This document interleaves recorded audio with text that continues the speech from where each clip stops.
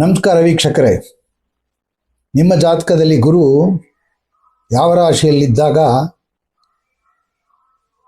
ಅವರಿಗೆ ಬರುವಂತಹ ಜ್ಞಾನದಿಂದ ಉಂಟಾಗುವತಕ್ಕಂಥ ಸುಖ ಮತ್ತೆ ಆ ಸುಖದ ಹಿಡಿತ ಹೇಗಿರುತ್ತೆ ಗೊತ್ತಾ? ಮನುಷ್ಯನಿಗೆ ಜ್ಞಾನ ಅನ್ನೋದು ಬಹಳ ಮುಖ್ಯ. ಗುರು ಯಾವ ರಾಶಿಯಲ್ಲಿದ್ದಾಗ ಯಾವ ರೀತಿಯಾದಂಥ ವಿಶೇಷವಾದಂಥ ಜ್ಞಾನ ಕೊಡ್ತಾನೆ. ಅದೇ ಗುರು ದುರ್ಬಲನಾದಾಗ ಅಥವಾ ಬೇರೆ ಗ್ರಹಗಳ ಜೊತೆ ಸೇರಿದಾಗ ಅದರಿಂದ ಉಂಟಾಗುವತಕ್ಕಂಥ ಚಂಡಾಲದ ಯೋಗ, ಜ್ಞಾನ, ತಿರುವಿಕೆಯ ಮಾತನಾಡುವಂತಹ ಜ್ಞಾನ, ಗೋಮುಖ ವಕ್ರದ ಜ್ಞಾನ ಇವೆಲ್ಲ ಹೇಗೆ ಸಂಭವಿಸುತ್ತೆ ನಿಮ್ಗೆ ಯಾರಿಗಾದ್ರೂ ಗೊತ್ತಾ? ಆದರೆ ಜಾತಕ ಅದನ್ನು ತಿಳಿಸುತ್ತೆ. ಪ್ರತಿಯೊಬ್ಬ ವ್ಯಕ್ತಿಗೂ ಆ ಜಾತಕ ಅಂದ್ರೆ ಏನು, ನಿರೂಪಣೆ, ನೀನು ಹೀಗೆ ಅನ್ನೋದನ್ನು ತೋರಿಸುವುದೇ ಒಂದು ಜಾತಕದ ಒಂದು ವೈಶಿಷ್ಟ್ಯ ಲಕ್ಷಣ.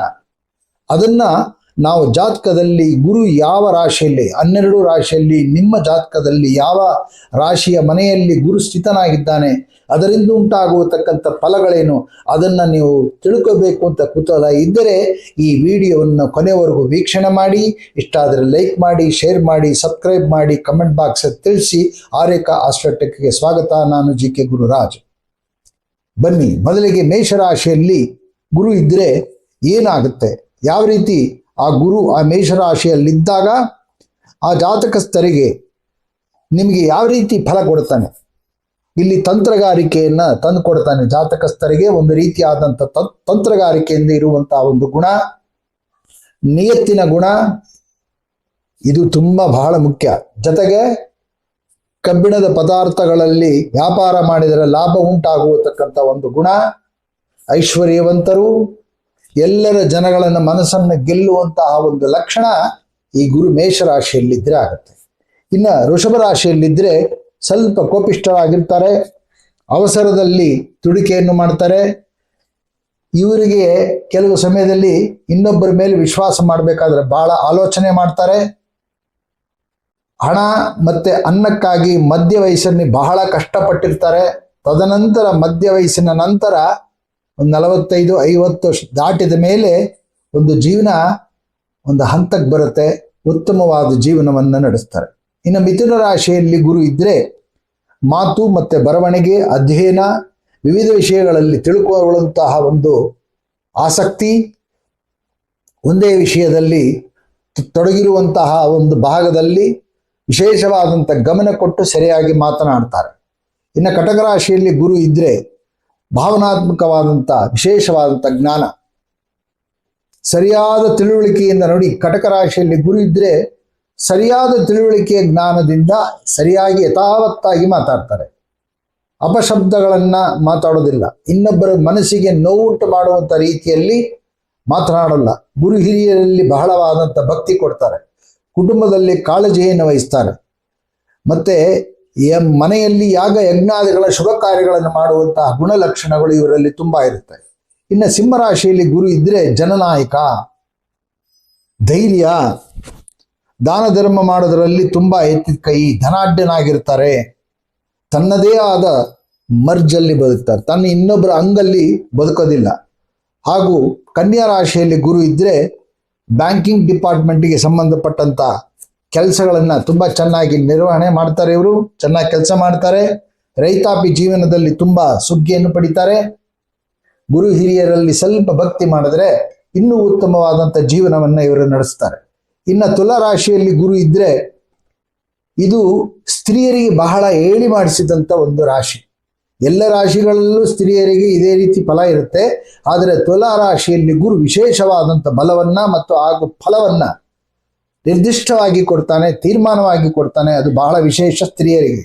ಮೊಟ್ಟ ಮೊದಲಿಗೆ ಏನು ಸ್ತ್ರೀಯರಿಗೆ ವಿಶೇಷವಾದಂಥ ಫಲ ಕೊಡ್ತಾನೆ ಅಂದರೆ ವಿದೇಶಿ ಯಾತ್ರೆ, ತನ್ಮೂಲಕ ಧನ ಪ್ರಾಪ್ತಿ, ಹಣದ ಸಂಪಾದನೆಯಲ್ಲಿ ತುಂಬಾ ಚುರುಕಾಗಿ ಜ್ಞಾನಸ್ಫೂರ್ಕವಾಗಿ ಕೆಲಸ ಮಾಡ್ತಾರೆ. ಅದಕ್ಕೆ ಇವರಿಗೆ ಯಾರ ಥರನೂ ಬಯಸ್ಕೊಳ್ಳೋಕ್ಕೆ ಅವಕಾಶ ಇರಲ್ಲ. ಆಲೋಚನೆಗಿಂತ ಜ್ಞಾನದ ದೃಷ್ಟಿಯಿಂದ ಈಗ ಮಾಡಿದ್ರೆ ಉತ್ತಮ, ಈಗ ನಾನು ಸುಮ್ಮನಾದ್ರೆ ಉತ್ತಮ ಅನ್ನೋ ಒಂದು ಜಾಣ್ಮೆಯನ್ನ ಇವರು ತುಂಬಾ ಚೆನ್ನಾಗಿ ತೋರಿಸ್ಕೊಂತಾರೆ. ಮತ್ತೆ ಸಂಗೀತ ಕಾರ್ಯಗಳಲ್ಲಿ, ಸಂಗೀತದ ಇನ್ಸ್ಟ್ರೂಮೆಂಟ್ಸ್ ವಿಭಾಗಗಳಲ್ಲಿ ತುಂಬಾ ನೈಪುಣ್ಯತೆಯನ್ನು ಪಡೆದಿರ್ತಾರೆ. ಉತ್ತಮವಾದಂಥ ಜೀವನವನ್ನು ನಡೆಸ್ತಾರೆ. ತನ್ನ ಕುಟುಂಬದವರಿಗೆ ಬಹಳ ಗೌರವವನ್ನು ಕೊಡ್ತಾರೆ. ಗೌರವಯುತವಾಗಿ ಬಾಳ್ತಾರೆ. ಗಣ್ಯ ವ್ಯಕ್ತಿಗಳಾಗುವುದರಲ್ಲಿ ಸಂಶಯವಿಲ್ಲ. ಇನ್ನ ವೃಶ್ಚಿಕ ರಾಶಿಯಲ್ಲಿ ಗುರು ಇದ್ರೆ ಆಳವಾದ ವಿಷಯಗಳನ್ನು ತುಂಬಾ ಚೆನ್ನಾಗಿ ತಿಳ್ಕೊಂಡು ಕುತೂಹಲದಿಂದ ಆ ವ್ಯವಹಾರಗಳನ್ನು ಬಹಳ ಅಚ್ಚುಕಟ್ಟಾಗಿ ಮಾಡ್ತಾರೆ. ಸಂಶೋಧನಾದಿಗಳನ್ನ ಮಾಡ್ತಾರೆ. ಅದೇ ಭಾವನೆ ಅವರಲ್ಲಿ ತುಂಬಾ ಇರುತ್ತೆ. ಯಾವುದಾದ್ರೂ ಒಂದು ವಿಷಯಕ್ಕೆ ಅವರೇನಾದ್ರೂ ಆಳವಾಗಿ ಆ ಜ್ಞಾನ ತಿಳಿಬೇಕು ಅಂತ ಹೇಳಿದ್ರೆ ಅದು ಪರಿಪೂರ್ಣವಾಗಿ ತಿಳ್ಕೊಳ್ಳುವಂತಹ ಗುಣಲಕ್ಷಣಗಳು ಈ ವೃಶ್ಚಿಕ ರಾಶಿಯಲ್ಲಿ ಗುರು ಇದ್ರೆ ಆಗುತ್ತೆ. ಇನ್ನು ಧನುಸು ರಾಶಿಯಲ್ಲಿ ಗುರು ಇದ್ರೆ ತತ್ವಶಾಸ್ತ್ರಗಳನ್ನು ತುಂಬಾ ಚೆನ್ನಾಗಿ ತಿಳ್ಕೊಂಡಿರ್ತಾರೆ. ಆಧ್ಯಾತ್ಮಿಕ ಜೀವನವನ್ನು ತುಂಬಾ ಚೆನ್ನಾಗಿ ನಡೆಸ್ತಾರೆ. ಉನ್ನತವಾದ ಶಿಕ್ಷಣೆಯನ್ನ ತುಂಬಾ ಚೆನ್ನಾಗಿ ತಾವು ಮಾಡಿ ಮತ್ತೊಬ್ಬರಿಗೆ ಗುರುವಿನ ಸ್ಥಾನದಲ್ಲಿದ್ದು ಉಪದೇಶಗಳನ್ನು ಕೊಡುವಂತಹ ಒಂದು ಸ್ಥಾನಮಾನಗಳನ್ನ ಇವರು ಪಡಿತಾರೆ. ಗುರು ದುರ್ಬಲನಾಗಿದ್ದರೆ, ರಾಹುವಿನ ಜೊತೆ ಸೇರಿದ್ರೆ ಅಥವಾ ಪಾಪಗ್ರಹಗಳ ಸಂಗಡ ಸೇರಿ ಆ ಗುರುವಿಗೆ ಏನಾದರೂ ಒಂದು ದುರ್ಬಲತೆಯನ್ನು ತಂದುಕೊಟ್ಟಿದ್ರೆ ಈ ರೀತಿಯಾದಂಥ ಫಲಗಳಿರೋದಿಲ್ಲ. ಆಗ ಗುರುವಿನ ಸ್ಥಾನದಲ್ಲಿ ಇರಬೇಕಾದಂಥ ವ್ಯಕ್ತಿ ಗುರುವಿನ ಸ್ಥಾನದಲ್ಲಿದ್ದು ಗೋಮುಖ ವ್ಯಾಘ್ರದಿಂದ ಮೋಸಾದಿಗಳನ್ನು ಮಾಡುವಂತ ಗುಣಲಕ್ಷಣಗಳಿರುತ್ತೆ. ಯಾವುದೇ ರಾಶಿಯಲ್ಲಿದ್ದರೂ ಪರವಾಗಿಲ್ಲ, ಸಂಗಡ ಮತ್ತೊಂದು ಗ್ರಹಗಳ ಸಂಗಡ ಇದೆಯಾ, ಯಾವ ರೀತಿ ಇದೆ ಅನ್ನೋದನ್ನ ಇದು ಬಹಳ ಮುಖ್ಯ ಆಗತ್ತೆ. ಗುರು ಕುಜರ ಮಿತ್ರರು ಆ ಸಂಗಡ ಇದ್ರೆ ಒಳ್ಳೇದು. ಗುರು ರವಿ ಸಂಗಡ ತುಂಬಾ ಒಳ್ಳೇದು. ಇಂಥ ಒಂದು ಬಹಳ ವಿಶೇಷವಾದಂಥ ಒಂದು ಗುಣಲಕ್ಷಣಗಳು, ಒಳ್ಳೆಯ ಗುಣಲಕ್ಷಣಗಳು, ಒಳ್ಳೆಯ ಗುರುವಿನ ಸ್ಥಾನವನ್ನ ಪಡೆದಿರುವಂತಹ ವ್ಯಕ್ತಿಯಾಗಿರ್ತಾರೆ. ಇನ್ನು ಗುರು ಮಕರ ರಾಶಿಯಲ್ಲಿದ್ರೆ ನನ್ನ ಅನುಭವದಲ್ಲಿ, ನನ್ನ ಜೀವನದಲ್ಲಿ ನಾನು ನೋಡಿರುವಂತಹ ಹಲವಾರು ಜಾತಕಗಳಲ್ಲಿ ಗುರು ನೀಚ ಸ್ಥಾನ ಅಂತ ಎಲ್ಲರೂ ಅಂತಾರೆ. ಹೌದು, ಸತ್ಯ. ಆದರೆ ನೀಚ ಸ್ಥಾನದಲ್ಲಿರುವಂತಹ ಗುರು ಯಾವ ರೀತಿ ಫಲ ಕೊಡ್ತಾನೆ ಗೊತ್ತಾ? ಅತಿ ಅದ್ಭುತ. ಗುರು ಮಕರ ರಾಶಿಯಲ್ಲಿದ್ರೆ ವಿಶೇಷವಾದಂಥ ವಿದ್ಯಾಭ್ಯಾಸ, ವಿದ್ಯೆಯಲ್ಲಿ ಮುಳುಗಿಬಿಟ್ಟಿರ್ತಾನೆ. ಸರಿಯಾದಂಥ ವಿದ್ಯೆ ಕಲಿತಾನೆ.